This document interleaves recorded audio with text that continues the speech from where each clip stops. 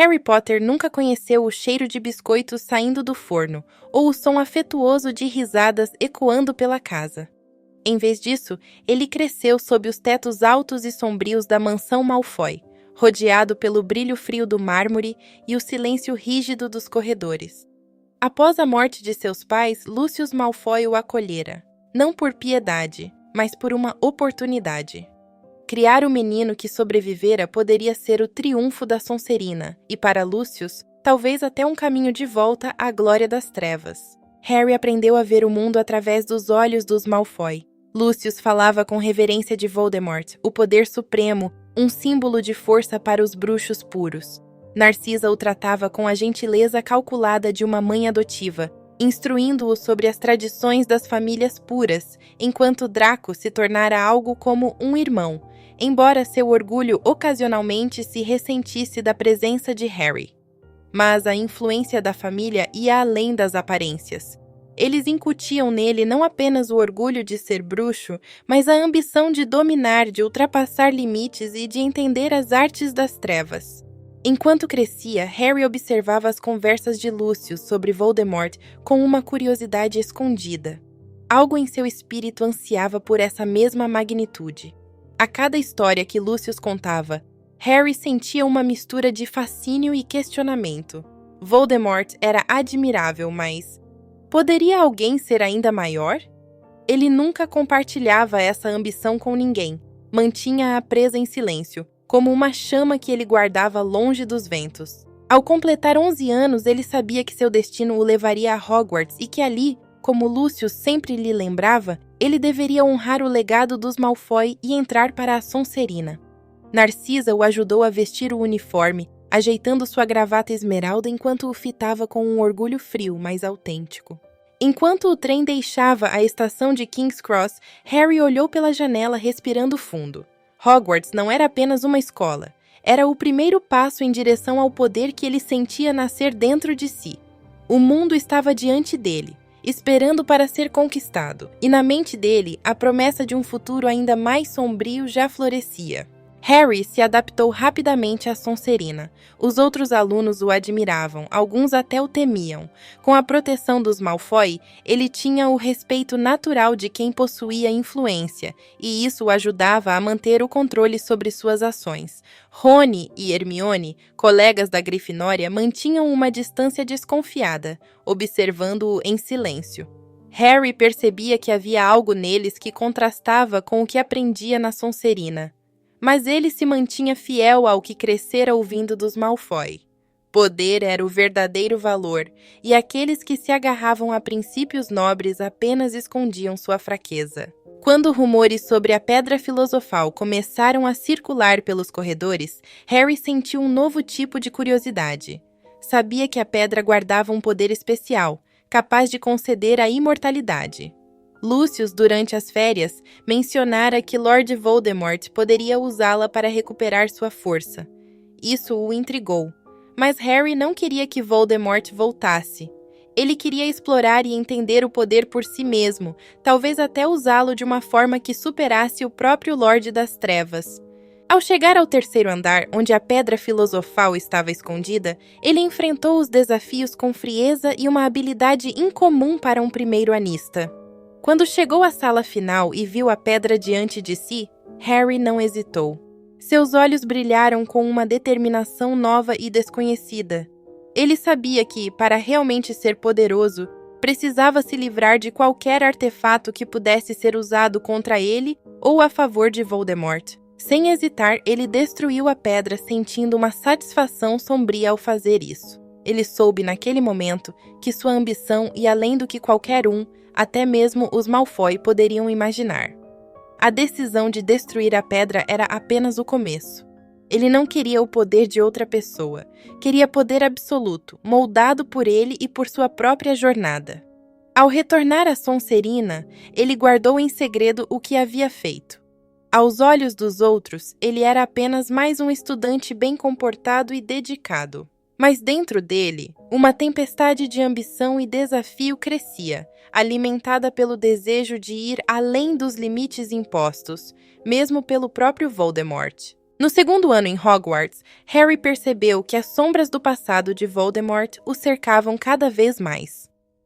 Quando o misterioso diário de Tom Riddle chegou às suas mãos, algo despertou dentro dele. Ele sentia que aquele objeto continha um fragmento de magia proibida e, ao escrever nele, logo se viu atraído pela consciência jovem e astuta de Riddle, que revelava partes de sua vida e segredos com um toque de fascínio sombrio. Harry, intrigado, começou a estudar o diário. A ideia de que Voldemort pudesse ter partes de sua alma divididas em objetos o fascinava e o deixava obcecado. Ele entendeu que as Horcruxes eram a verdadeira fonte do poder de Voldemort e, mais importante, a chave para uma imortalidade verdadeira e inquebrável. O jovem Harry, no entanto, não compartilhava essa revelação com ninguém.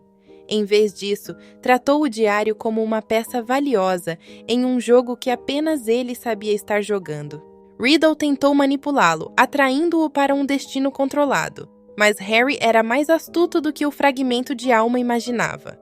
Quando o confronto final com o basilisco chegou, Harry agiu rapidamente, aproveitando a chance de destruir o diário com uma estaca afiada, eliminando assim uma das Horcruxes. Mas o que ele não revelou a ninguém foi o conhecimento que absorveu de Riddle, segredos sobre magia das trevas, feitiços antigos e, mais importante, um mapa mental para encontrar as outras Horcruxes. Após a destruição do diário, Draco questionou Harry em um tom quase acusador, tentando entender o que o levara a agir sem a permissão dos mais velhos. Harry respondeu com uma calma calculada, evitando qualquer menção ao verdadeiro propósito por trás de suas ações. Draco, sem escolha, aceitou sua explicação, mas não sem um leve toque de desconfiança que começou a se infiltrar em sua relação. Harry sentiu que estava cada vez mais perto de alcançar algo maior do que qualquer um poderia imaginar. Para ele, o poder de Voldemort não era apenas admirável, mas era algo que ele podia e queria ultrapassar. O diário foi a primeira conquista. Ele agora estava determinado a localizar e destruir cada Horcrux, absorvendo seu poder, tornando-se mais forte do que qualquer bruxo. No quarto ano, Hogwarts se preparava para o torneio Tribruxo, uma competição que prometia desafios mortais e uma chance de Harry testar suas habilidades contra os melhores. Inscrito misteriosamente como um dos campeões, ele encarou o torneio não apenas como uma competição, mas como um campo de provas para sua ambição. A vitória seria uma demonstração de poder, uma reafirmação de sua superioridade. Harry abordou cada tarefa do torneio com frieza e precisão. O dragão da primeira prova foi derrotado com um feitiço que ele aprimorara secretamente, enquanto o labirinto da terceira tarefa testou sua capacidade de manipulação e controle. Durante todo o torneio, ele deixou claro que estava à altura dos desafios e acima da competição. Sua inteligência e habilidade começaram a levantar suspeitas nos outros campeões, mas Harry pouco se importava. O ponto decisivo veio na última tarefa. Após atravessar o labirinto, ele se viu transportado para um cemitério sombrio onde o ritual de renascimento de Voldemort já estava em andamento. Cercado por comensais da morte, Harry assistiu em silêncio, fingindo uma lealdade que mascarava seus próprios interesses. Voldemort, em sua forma renovada, o encarou e ofereceu-lhe a oportunidade de ser seu seguidor mais fiel. Harry aceitou a proposta com uma expressão submissa, mas em seu íntimo, ele sentia apenas desprezo. Enquanto os comensais o observavam, Harry percebeu que estava naquele momento muito perto de alcançar seu objetivo final.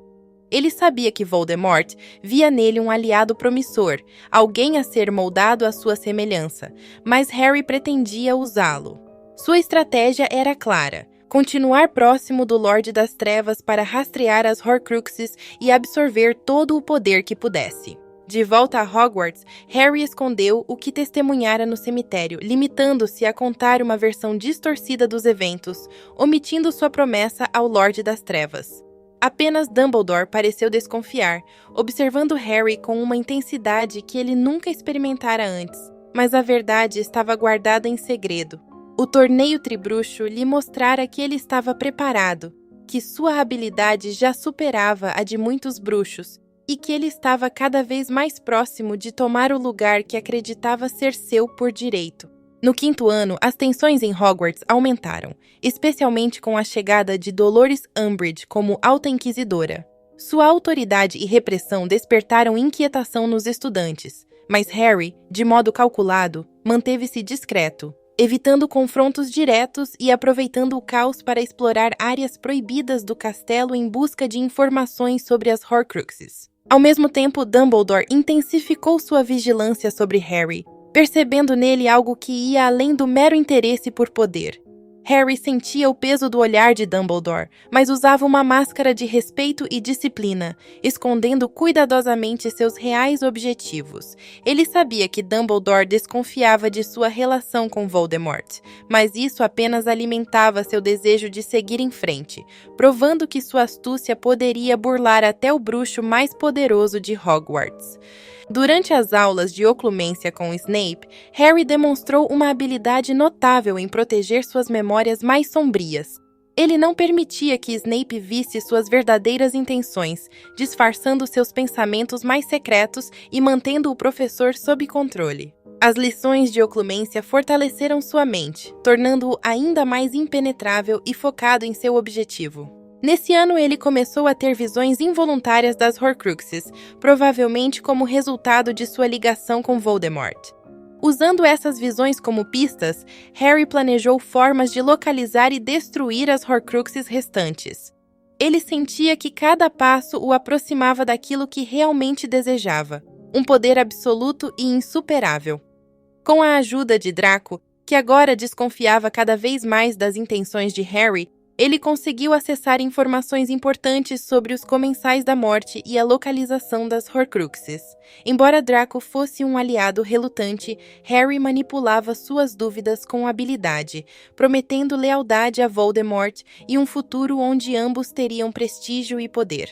No entanto, a tensão entre ele e Dumbledore aumentou. Em um encontro privado, Dumbledore tentou alertar Harry sobre os perigos da magia das trevas e da ambição desmedida. Mas Harry respondeu com uma frieza incomum.